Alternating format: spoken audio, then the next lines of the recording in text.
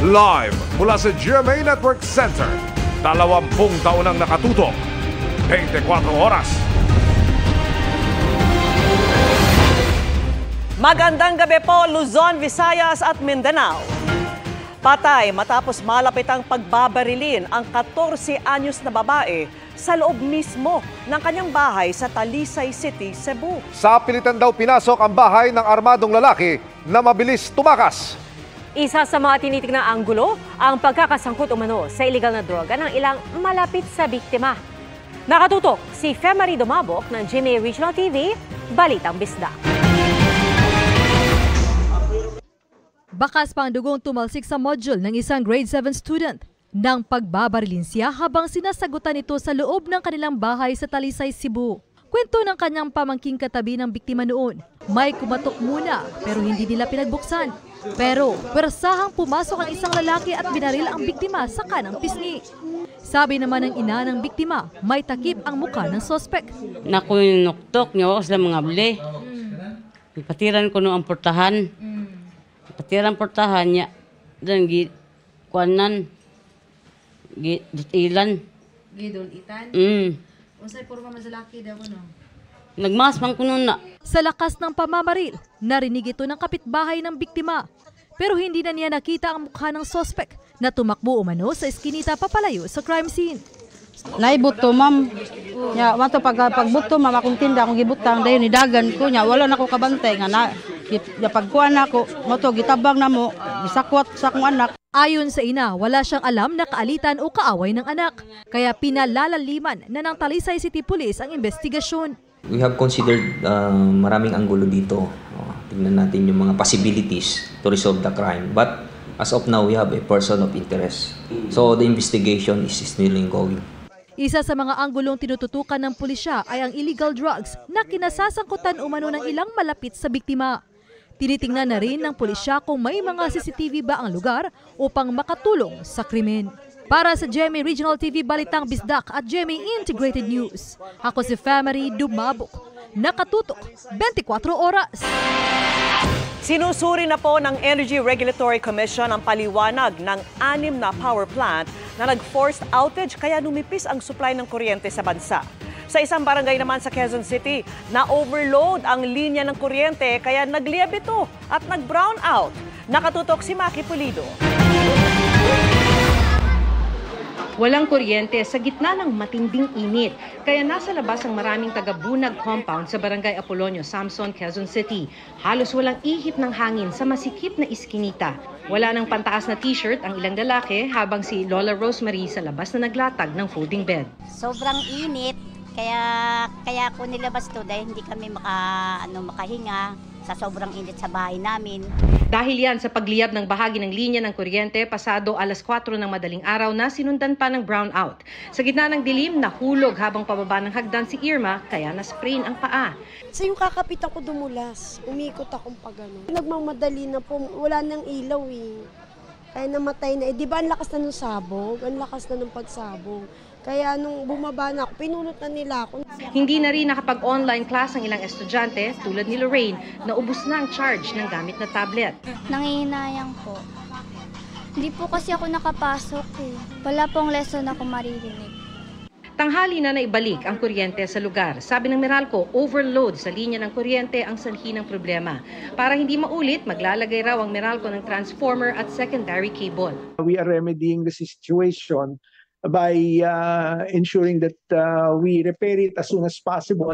Kung supply ng kuryente sa buong bansa ang pag-uusapan, nagka-red alert sa Visayas kanina pero wala na ngayong gabi. Gayunman, may mga nalalabi pang yellow alert sa Luzon at Visayas. Ngayong araw, may mga oras na yellow alert o kulang pa rin sa reserbang kuryente ang buong bansa. Para makatulong sa pagbaba ng demand, sabi ng Civil Service Commission, pinapayagan ang mga ahensya ng gobyerno na magpatupad ng flexible work arrangement. Pero dapat makabuo pa rin ng 40 hours sa buong linggo ang empleyado at meron pa rin tao sa mga opisinang haharap sa transaksyon ng publiko. You do not have to ask permission sa amin.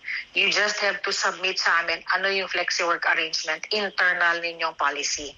For monitoring lang po kami. Sa ngayon, ine-evaluate na rin ng Energy Regulatory Commission ang paliwanag ng 6 na planta na nagkaroon ng forced outage. Para sa GMA Integrated News, Maki Pulido, nakatutok 24 oras. 6 na buwang ultimatum ang ibinigay ng PNP kay Pastor Apollo Kibuloy para magsuko ng mga baril. Yan po ay matapos aprubahan ang pagbawi sa lisensya niya para magmay-ari ng armas. May babala rin sa mga nagkakanlong sa kanya. Nakatutok si June Veneracion. Wherefore, foregoing considered, the license to own and possess firearms and firearms registration of Apollo Carion Kibuloy are hereby revoked immediately. Ito ang nakasaad sa 3 pahinang resolusyon na pinirmahan ni PNP Chief Romel Francisco Marbil sa ilalim ng Comprehensive Firearms and Ammunition Regulation Act. Pwedeng tanggalan ng pribilehiyo na makapagmay-ari ng baril ang isang gun owner na merong kaso na ang parusa ay mahigit 2 taon. Mas mabigat pa dyan ang mga parusa sa mga kasong child and sexual abuse at qualified human trafficking na kinakaharap ni Kibuloy. Dahil sa revocation order na pinirmahan ni PNP Chief Romel Francisco Marbil, may tuturing ng loose firearms ang 19 na baril na nakapangalan kay Pastor Apollo Kibuloy. Binibigyan sila ng 6 na buwan para isuko ang mga ito. Kung hindi po nila ito maibabalik po dahil considered loose firearms na rin po ito, maaari po silang maharap sa kaso for illegal possession of firearms. Pinawalang bisa rin ang lisensya sa baril ng kapwa-akusado ni Kibuloy na kinilalang si Ingrid Canada. Pinag-aaralan daw ng kampo ni Kibuloy kung maghahain ng motion for reconsideration. Sana hindi po totoo itong aming duda na ipipilit yan para magiging legal justification for the issuance of a search warrant at saka magiging legal justification na naman ito para to search in and all properties of Pastor Kibuloy. Ayaw po nating humantong sa ganyan po yung mga posibilidad. Kusa na po nilang isurrender itong mga baril po na ito. Paalala ng PNP, may apila man o wala, immediately executory ang utos ng PNP chief. Hindi pa rin naaaresto ng mga otoridad si Kibuloy at hinala ng PNP, posibleng may nagkakanlong sa kanya. Babala ng pulisya, mananagot sa batas ang mga tumutulong sa kanya. We have to also understand na yung subject po ng warrants of arrest na ito also has a vast resources na nagagamit din po niya sa kanyang pagtatago. Humingi na rin ang mga prosecutor ng whole departure order laban kay Kibuloy. So once you have a respondent or an accused that is a flight risk, especially given the resources that this person has, then the prosecutors are very diligent in making sure that that doesn't happen. No, that the accused is able to leave the country without actually facing the allegations in the proper forum. Para sa GMA Integrated News, June Veneracion, nakatutok 24 oras. Para masigurong may sapat na supply ng isda bago ang closed fishing season, pinayagan ng Department of Agriculture ang pag-aangkat ng 25,000 metric tons ng isda. Pero inalamahan naman yan ng ilang grupo.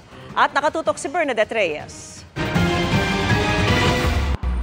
25,000 metric tons na isda ang pinayagan ng Agriculture Department na angkatin para sa wet markets. Batay sa Memorandum Order 17, small pelagic species ang maaaring angkatin gaya ng galunggong, tamban, mackerel at bonito.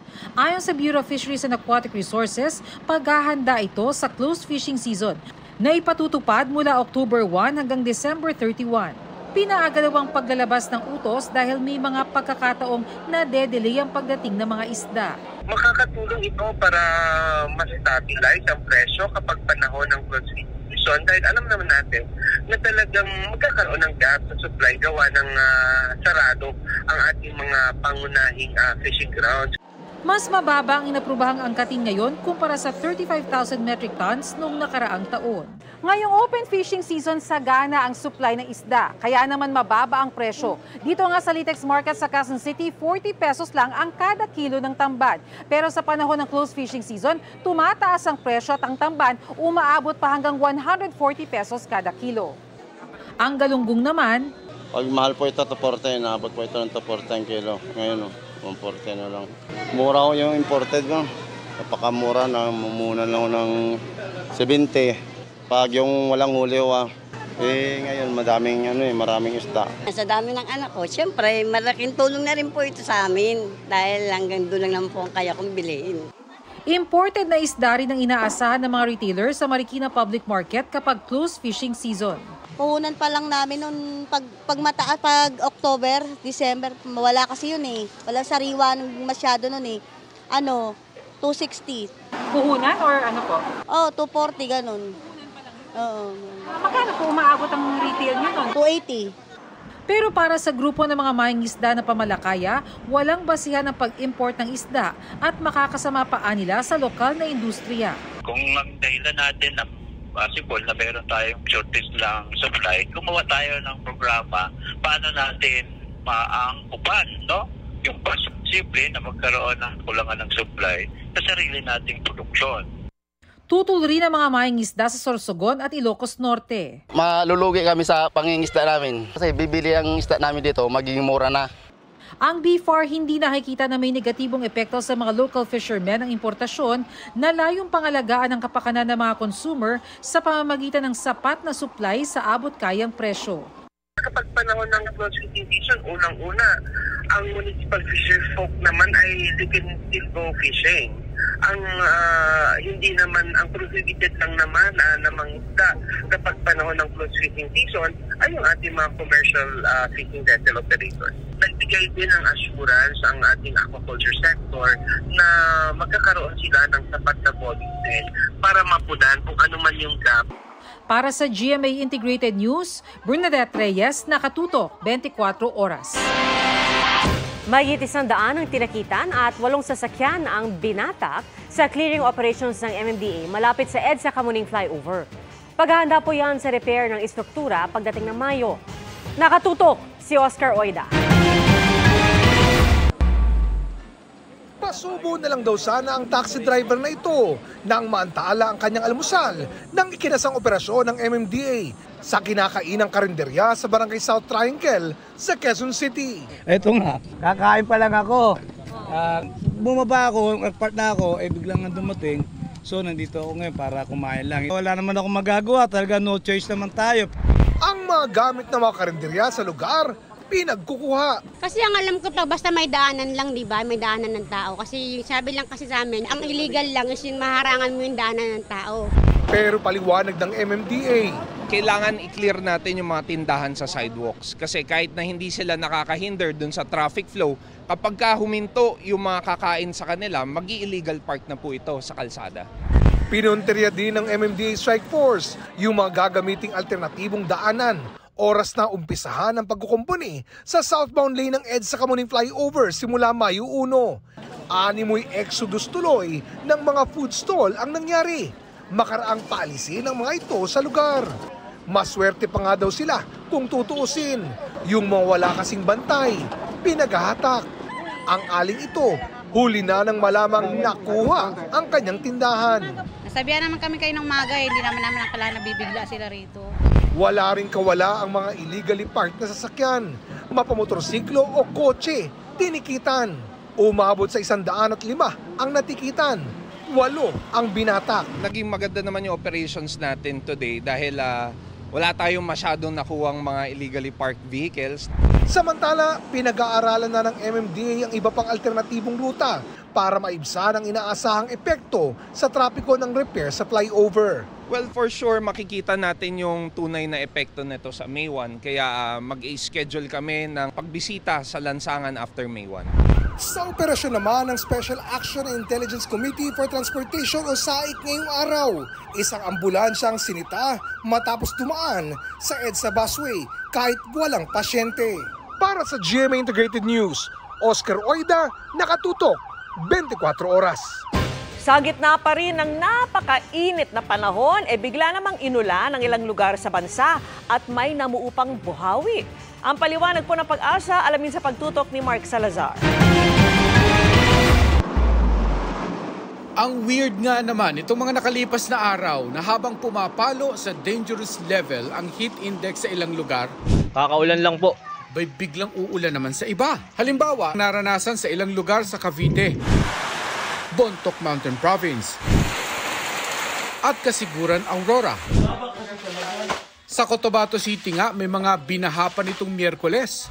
Kapag masyadong mainit kasi ang panahon, mas maraming moisture kaya mas mataas ang tsansa na mabuo ang mga ulap. Kadalasan sa hapon o gabi nabubuo ang cumulonimbus clouds na nagdudulot ng thunderstorms. Yan din ang dahilan kung bakit nabuo ang isang buhawi sa Alcala, Cagayan kahapon. Ilang puno pa nga ang nagtumbahan pero wala namang nasaktan. Malaking panandali ang ginhawa man sa tindi ng init, ang mga pag-uulan, hindi pa raw ito yung tinatawag nating siyam-siyam o sunod-sunod na thunderstorm na hudyat ng tag-ulan. Itong thunderstorm po ay mainly driven by synoptic scale. Medyo malalim po eh. Ito po ay driven by yung nearby bodies of water, yung water cycle natin. So kapag naiinitan po yung bodies of water natin, nagkakaroon ng evaporation.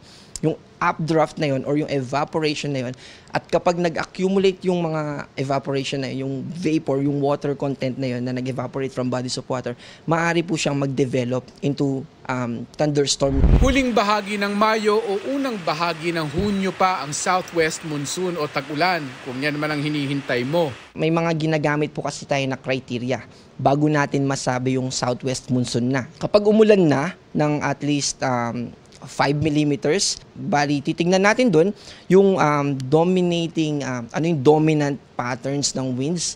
Kung nakikita na ba natin na southwesterly na yung nakakaapekto sa atin sa Pilipinas.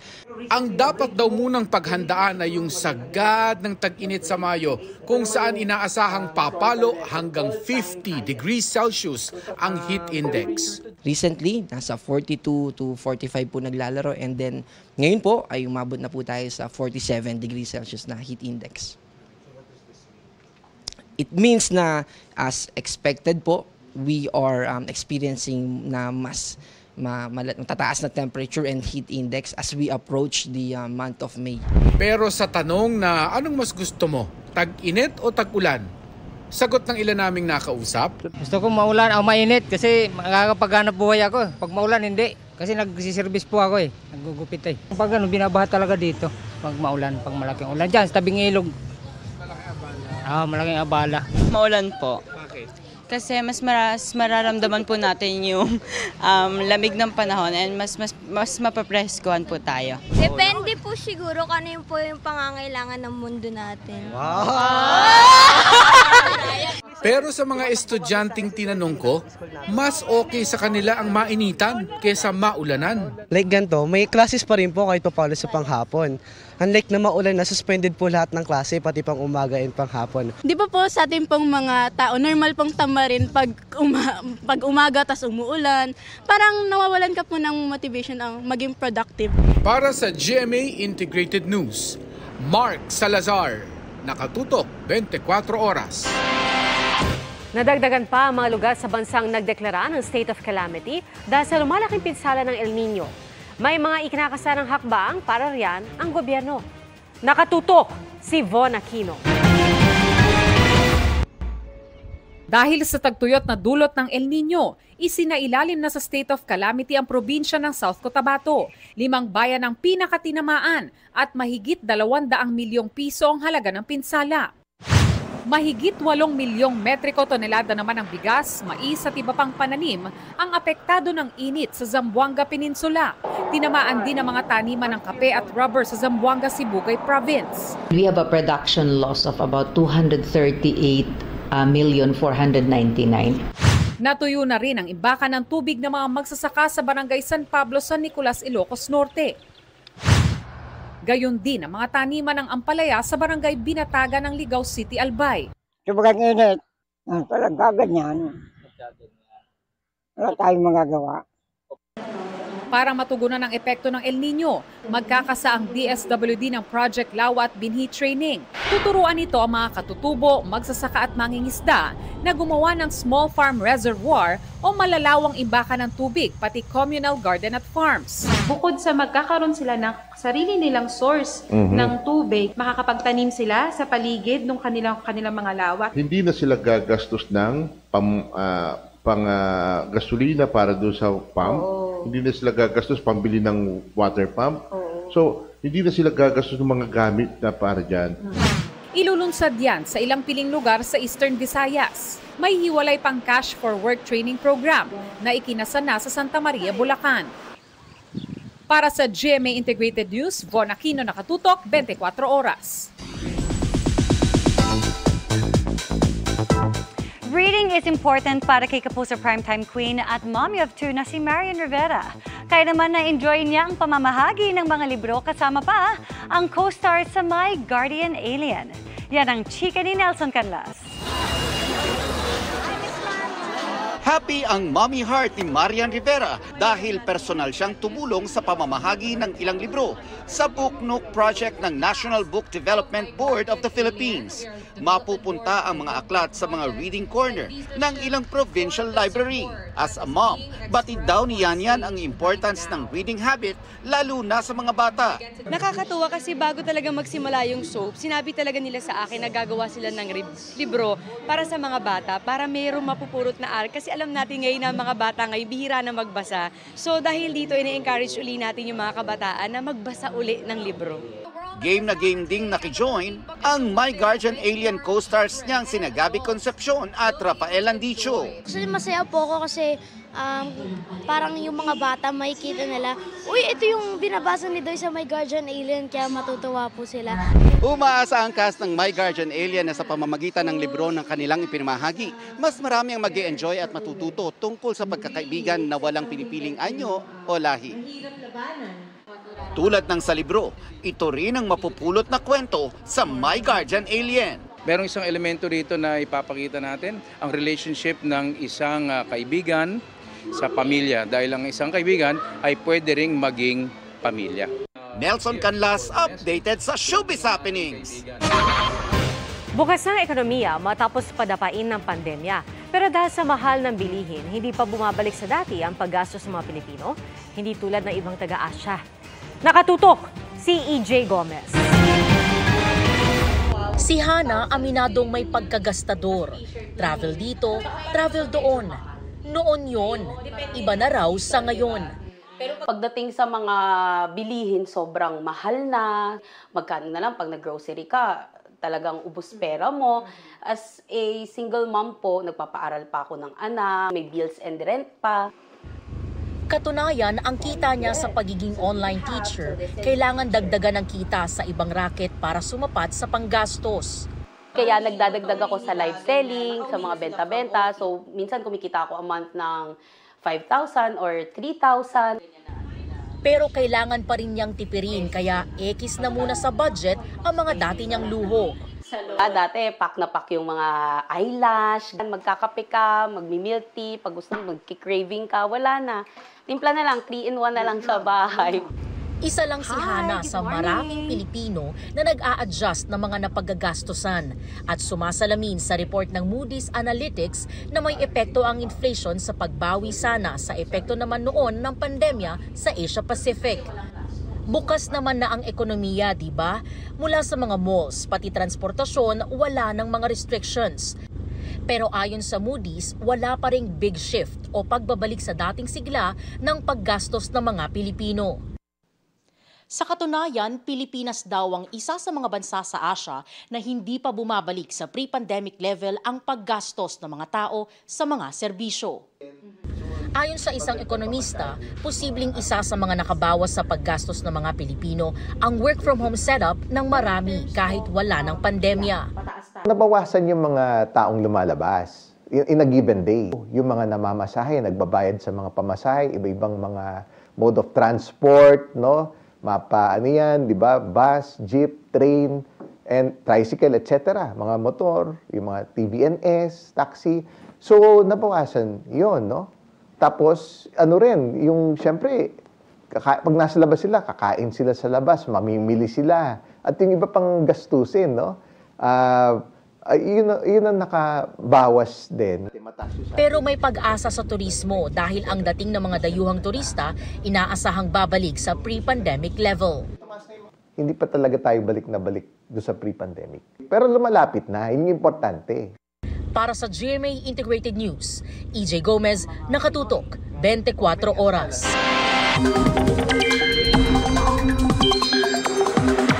Sa mga kapusong may pinaplanong lakad ngayong weekend, doble ingat dahil posible pa rin umabot sa danger level ang init sa maraming lugar sa bansa. Ngayong araw, sumampa sa 48 degrees Celsius ang heat index sa damang init sa Dagupan City, Pangasinan. 38 lugar din ang nakapagtala ng lampas 42 degrees Celsius na init o nasa danger level na. Sa 2-day heat index forecast ng Pag-asa, posibleng nasa 48 degrees Celsius ang heat index sa Dagupan ngayong weekend. Ilang lugar din sa Luzon ang posibleng makaranas ng 43 hanggang 47 degrees Celsius na init. Nakapapaso rin ang init sa Metro Manila. Pati ilang lugar sa Visayas at Mindanao. Dapat ding pagandaan ang biglaang ulan dulot ng localized thunderstorms. Sa Sabado, umaga pa lamang may ulan na sa Caraga, Davao Region at Soc-Sargen sa Mindanao. Sa hapon, madaragdagan pa ang mga uulaning lugar. Posible ang intense rains kaya maging handa sa banta ng baha o pagguho ng lupa. May kalat-kalat na pagulan sa hapon ng Sabado sa Luzon at Visayas. Sa Linggo, hapon hanggang gabi rin ang pag-ulan sa Luzon gaya po sa Zambales, Mindoro at Palawan. Soc-Sargen naman ang uulanin sa Mindanao. Sa Metro Manila, magandang panahon ang aasahan pero hindi pa rin naalis ang tsansa ng pag-ulan. Ang init ng panahon patuloy ring nararanasan sa iba pang bahagi ng Southeast Asia. Posibleng umabot sa 41 degrees Celsius ang temperatura sa Vientiane, Laos at Nai Phi Tao sa Myanmar. 37 hanggang 40 degrees Celsius naman sa Hanoi, Vietnam, Phnom Penh, Cambodia at Bangkok, Thailand. Hindi lang basta observer, kundi may konkretong papel ang France sa isang aktibidad ng balikatan exercises kanina. Isang chopper nito ang lumapag sa BRP Davao del Sur. Mula sa Sulusi sa Palawan, nakatutok live si Ian Cruz. Ian? Yes, Pia, nagpapatuloy nga ang multilateral maritime exercise ng balikatan dito sa Sulusi sa Palawan. At sa mga susunod na araw ay inaasahang dadako naman ito doon sa West Philippine Sea. Mula sa BRP Ramon Alcaraz, lumipad at lumapag ang Augusta Westland Chopper ng Philippine Navy sa sinasakyan naming BRP Davao del Sur.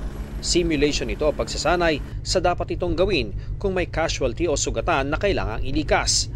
Ang ganitong cross-deck landing, bahagi pa rin ng Balikatan Exercise 2024 dito sa Northeast Palawan sa Sulusi. Maraming gamit itong cross-deck landings, kagaya na lamang ng medical evacuation ng mga tropa na sugatan at ginagamit dito sa pagdadala ng mga halagang gamit dito sa barko o sa pagsasakay ng mga sundalo papunta at paalis nitong barko. May simulation din na ang senaryo mula sa ibang barko, inilipad naman sa aming barko ang isang sundalo para sa medical evacuation.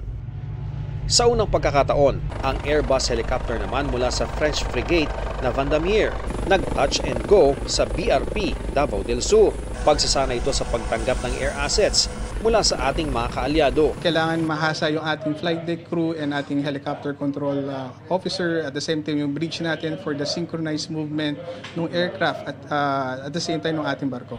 Nakiisa rin sa cross-deck landing ang LSD Harper's Ferry ng Amerika, kung saan naglanding rin ang ating helicopter pati ng air asset ng France. Para naman masanay sa replenishment at sea o RAS, isang umaandar na barko ang kunwari dinalhan ng supply gaya ng pagkain, tubig at krudo ng isa pang barko ng Navy. Pwede rin kaya ito para mas sumagal pa sa laot ang mga nagpapatrolyang floating assets ng Pilipinas? Kakayanin po, but this requires training. Mula rito sa Sulusi ay lilipat ang pagsasanay sa West Philippine Sea.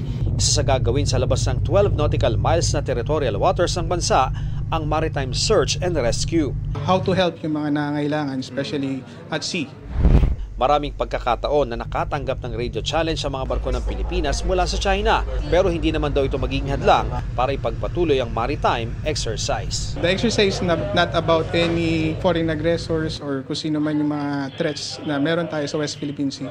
It's all about interoperability and of course yung improving and developing yung capability and capacity between the different participants dito sa exercise.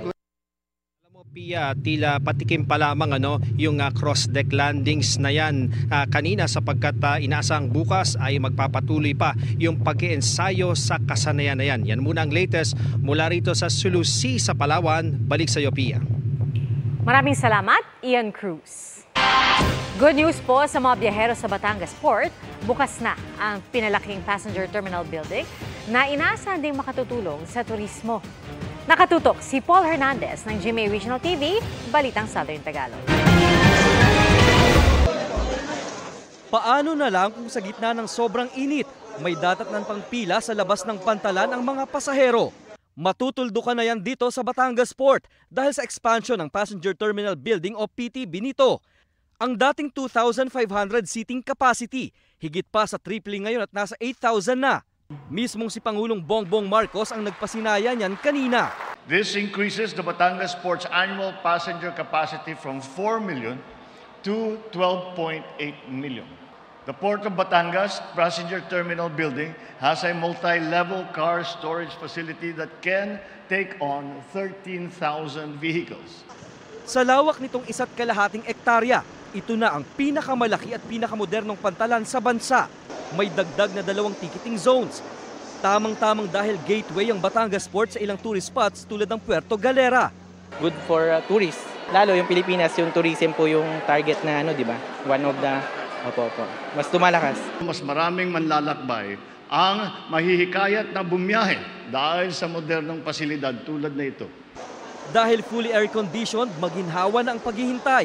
Ang kulang na lang para sa ilan, sapat na biyahe ng barko lalo kung peak season. Para mas madali lalo ang biyahe, hindi na matagal ang paghihintay. Ayon naman sa Marina, may Maritime Industry Development Plan o MIDP sila sa panawagang ito. The Maritime Industry Authority has been continuously coordinating with different shipping companies with regards to the modernization and expansion of domestic shipping industry.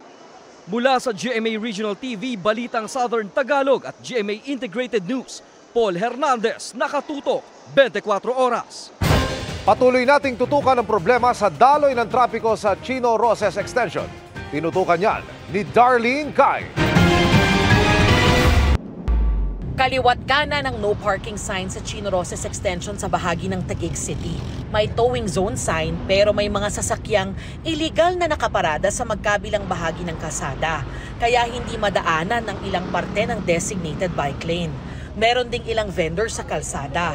Ilan yan sa lalong nagpapabagal ng trapiko kung saan ayon sa mga motoristang dumaraan at kawani ng barangay, karaniwan ang mabagal ang traffic dahil sa stoplight sa intersection Paloton Avenue. Sabi ng jeepney driver na si Paul, tuwing rush hour bumibigat ang daloy ng trapiko rito. Apektado raw ang kita niya dahil nababawasan ang ikot. Mahirap kasi nakakailang biyahe, nakakailang hatak lang pag tatagal yung biyahe. Bawas kita. Bawas kita talaga. Nakakaano din naman yung mga nakaparking sa gilid.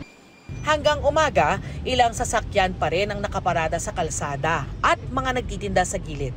Alam naman daw ng vendor na ito na bawal magtinda sa kalsada. Nakumpiska na nga raw ang kariton niya Disyembre noong nakaraang taon at tinubos niya ng 1,000 piso.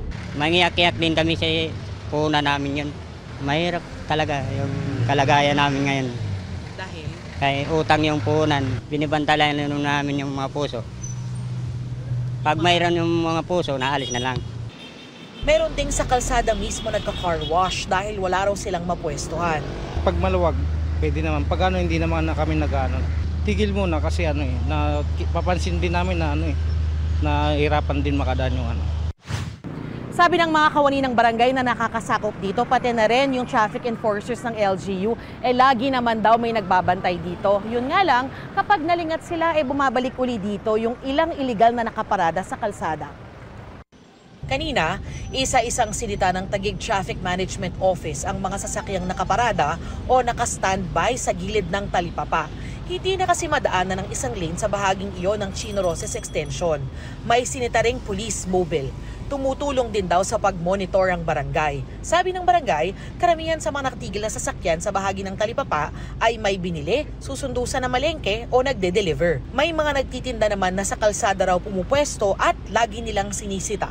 Minsan, Pag rush hour, wala sila, naalis. Pero pagdating na ng gabi, minsan bumabalik.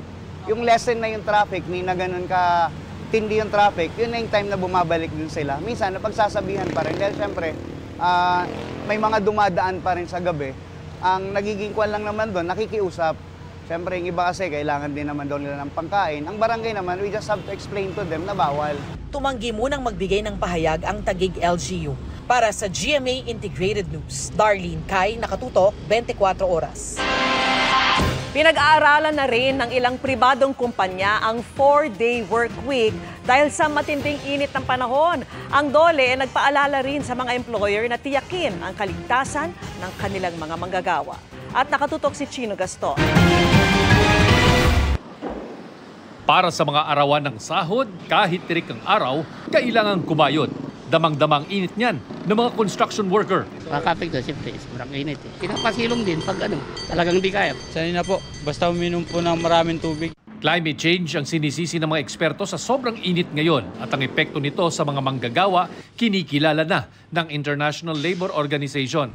Sa kanilang pag-aaral, lumalabas na halos 2.2 bilyon o 7 sa bawat 10 manggagawa sa buong mundo ang nahaharap sa mapanganib na epekto ng climate change gaya ng init. Sabi ng Department of Labor and Employment, matagal na nilang kinikilala ang epekto ng init sa mga manggagawa. Kaya iniuutos ng Occupational Safety and Health Standards ng Labor Code ang sapat na ventilasyon, work breaks at standby medical equipment at personnel. May karampatang multa at parusa ang di pagsunod. Sa mga manggagawa na nagtatrabaho sa labas ng mga kumpanya o may direktang exposure sa init ng araw, kailangan magkaroon ng tinatawag po nating Construction Safety and Health Program. O nagkakaroon po sila ng mas mahabang lunch break kung saan habang tirik na tirik ang araw, wala po munang trabaho sa labas. Ang ilang kumpanya pinag-iisipan na ang 4-day work week para pansamantalang limitahan ang exposure ng kanilang mga empleyado sa matinding init na inaasang tatagal hanggang kalagitnaan ng Mayo. Kami po ay bahagi ng mga nagtataguyod ng flexible work arrangement. Subalit kailangan may ugnayan at unawaan, no?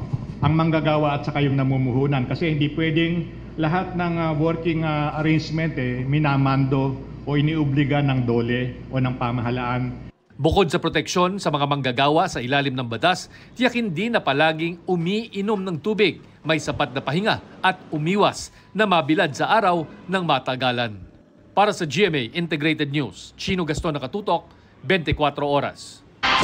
Weekend na naman bukas mga kapuso at sa mga gustong magpalamig sa gitna ng tag-init, saan pa kaya pwedeng mamasyal?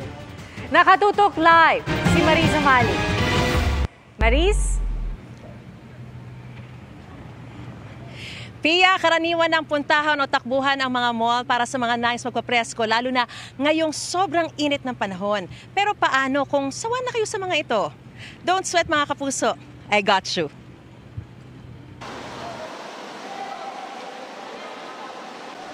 Ano pa nga ba ang the best na pang-beat the heat? Lalo na sa mga panahong ang temperatura umaabot sa 40. Siyempre, walang iba kundi tubig. Dito sa indoor water facility na ito sa Quezon City, nag-early weekend family bonding ang pamilya Solidum. 26 na water facilities ang pwedeng pagpilian mula sa lap pool, kiddie pool at crazy river. Mag-enjoy kami kahit pa paano nababawasan ko ang aming heat sa katawan. Masarap po sa buhay. Dahil? May tubig. 100% for rescue. Ang pamilya ni Junie de los Santos dumayo pa mula Nueva Ecija para ma-enjoy ang iba't ibang water activities. 100% sobrang maginhawa para sa amin to. Medyo takot siya sa mga tubig, pero dito, na-enjoy niya yung tubig. Si wife din, syempre nag-enjoy siya. Syempre, magbubuntes, medyo stress. Pero dito, na-stress siya. Naging okay naman siya. Hindi lang nakaka-presko o nakakaginhawa sa pakiramdam yung mga tubig nila rito, kundi talaga namang nakaka-relax din. Dahil sa mga makina na ginagamit nila, para kang minamasahe sa isang pindot lang ng button na ito. Kahit mainit, pwede ring mag-relax sa hot herbal pool at sundan ang paglubog sa 16 degrees Celsius cold na pool na ito. O di kaya'y magpalamig sa buhos ng timba ng tubig na ito. It's a very good alternative po kasi it's indoor. So hindi po tayo masyadong exposed po sa sunlight. We also conduct daily monitoring of our pool water po to maintain it safe po for our guests. Kung hindi pa kontento sa lamig ng tubig at mas bet ang ginaw na hatid ng niebe, saan pa ba pupunta kundi rito sa Snow World sa isang amusement park sa Pasay? Gaya ng ilang magkakaanak at magkakaibigang dito na namasyal ngayon pa lang. Kasi kung titignan mo yung init sa labas, nakakapaso sa balat. So dito na lang kami magpapalamig kami. So mamayang hapon, doon kami lalabas para mag-rides. Super enjoy po kasi sobrang init po sa labas. Actually, first time po. First time po namin dito, nag-field trip. Parang nasa Alaska po kami. Parang nasa Africa po kami. Para po kami sinusunog sa labas. Sobrang init po. Sa mga nais naman ng mas educational kind of bonding, pwede rin naman dito sa National Museum. Nalamigan ka na, natuto ka pa. Matagal na po namin nagbabalak na pumunta dito since from Sorsogon po kami. From Cebu din ako, so it's my first time seeing this masterpiece here. It's really good timing to visit the National Museum with my friend, the Japanese friend, to learn about the culture of the Philippines. And it's cold here in the museum at the same time. We're both learning so much. Pia, sa mga nais naman na sa gabi mamasyal, magpapresko at maging one with nature, perfect dito sa Pasig River Esplanade. Very Instagrammable na, makakapagmuni-muni ka pa sa tabing ilog. At yan ang pinakasariwang balita mula rito sa Pasig River Esplanade para sa GMA Integrated News. Mariz Umali nakatutok, 24 oras. Magpapapresko muna ako, Pia. At ngayon, alam na namin ang sikreto, Mariz, kung bakit ikaw ay fresh na fresh palagi. Maraming salamat sa iyo, Mariz Umali. Samantala, ipinagmalaki ng DILG sa Pangulo ang pagbaba ng bilang ng mga naitalang krimen sa bansa sa mga unang buwan ng Administrasyong Marcos kumpara sa naitala sa parehong panahon mula 2016 hanggang 2018. Pero may ikinababahala pa rin ang ilang anti-crime advocate. Nakatutok si Ivan Mayrina. Mas mababang krimen, mas magandang sitwasyon ng kapayapaan at kaayusan. Itong iniulat ng DILG sa Pangulo sa Regional Peace and Order Council meeting sa Malacanang kahapon. Ikinumpara mga naitalang krimen sa unang isang taon at 9 na buwan ni Pangulong Marcos at ang parehong panahon ng kay dating Pangulong Rodrigo Duterte. Ang focus crimes tulad ng theft, physical injury, robbery, rape, murder, carnapping at homicide, buwaba rin daw ng mahigit 60% ngayong taon, sabi ng PNP. Sa datos po natin ng mula January 1 to April 24 at ikukumpara po natin yan sa datos po natin mula January 1 to April 24 nung nakakaang taon ay nakapagtala po tayo ng 19.89% na pagbaba o 2,587 po na pagbaba po ng krimen. Ang crime clearance efficiency o bilang ng mga krimen kung saan natukoy ang suspect at nasampahan ng reklamo, nasa halos 99% mula Enero 2023 hanggang sa kasalukuyan. Ang crime solution rate, nasa 82.69%. Ibig sabihin, 8 sa bawat 10 krimen, nahuhuli at nakakasuhan ng suspect. Sang-ayon ng anti-crime advocate na si Teresita Angsi na nag-improve ang sitwasyon ng peace and order. Pero hindi niya makikita sa mga numero lang ang buong kwento. Nakakadismaya pa rin daw ang resolusyon ng mga krimen dahil maituturing lamang itong naresolba kung ang salarin ay naaresto at nahatulan. Pero may mga kaso ng kidnapping halimbawa na 10 taon na ay hindi pa rin nare-resolba. Ang Volunteers Against Crime and Corruption naniniwalang panahon na para baguhin ang mga sukatan at ang mga krimeng binibilang ng PNP. Isama na raw dapat bilang index crime ang mga cybercrime o krimeng gamit ang internet tulad ng identity theft, online scam at online sexual abuse and exploitation ng mga bata. Dapat tutukan talaga itong cyber-related cases kasi nagkaroon ng mutation, nag-evolve into other crimes. Sabi ng PNP, hindi nila ito isinasawalang bahala. Bumaba naman po, particularly yung mga online stapa cases po natin, yung mga illegal, ang tumaas po yung tinatawag po nating illegal access device, yung violation po ng Republic Act 8484 po.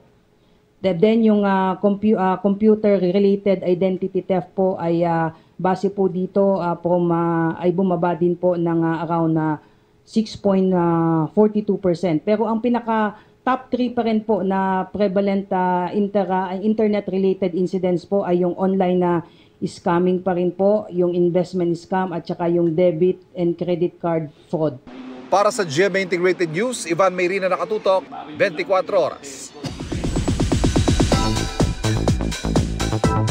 Intense yung mga eksena sa Black Rider and Abot Kamay na Pangarap crossover. Pero behind the scenes, alam niyo bang walang shortage ng kulitan na tawanan ng cast? Silipin natin ang funny moment sa chika ni Nelson Canlas. Sa major crossover na pagtatagpo ni na Elias Guerrero at Doc Analing Santos, sunod-sunod ang mga makapigil hiningang eksena na mapapanood sa Black Rider.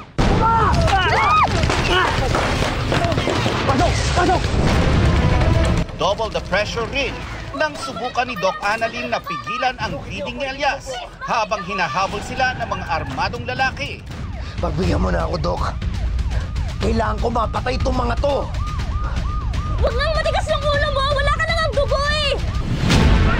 Pero mabibigat man ang action scenes. Nakakagulat. Puno ng light and funny moments ang filming.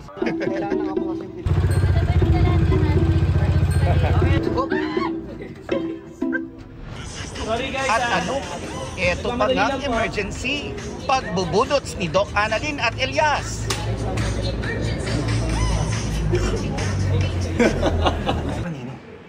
Bukas mapapanood na ang Team Black Rider sa Abot Kamay na Pangarap.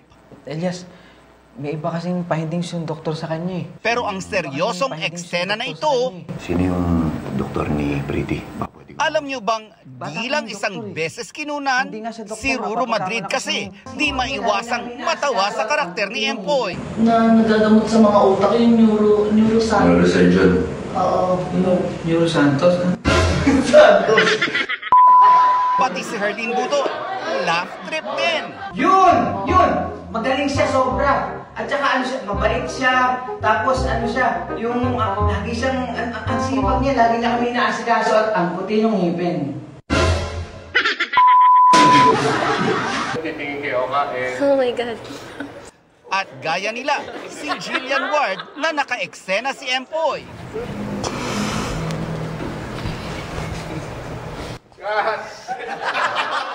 Di rin makapokus dahil sa kakatawa. Full force ang cast and crew para tiyaking maganda at accurate ang kalalabasan ng bawat eksena sa major crossover. May experts pa behind the camera gaya ng stunt director at neurosurgeon. Nelson Canlas updated sa Showbiz Happenings. At yan ang mga balita ngayong Biyernes. Ako po si Vicky Morales. Ako po si PR Kanghel para sa mas malaking misyon. Para sa mas malawak na paglilingkod sa bayan, ako po si Emil Sumangil. Mula po sa GMA Integrated News, ang News Authority ng Pilipino, nakatuto kami 24 oras.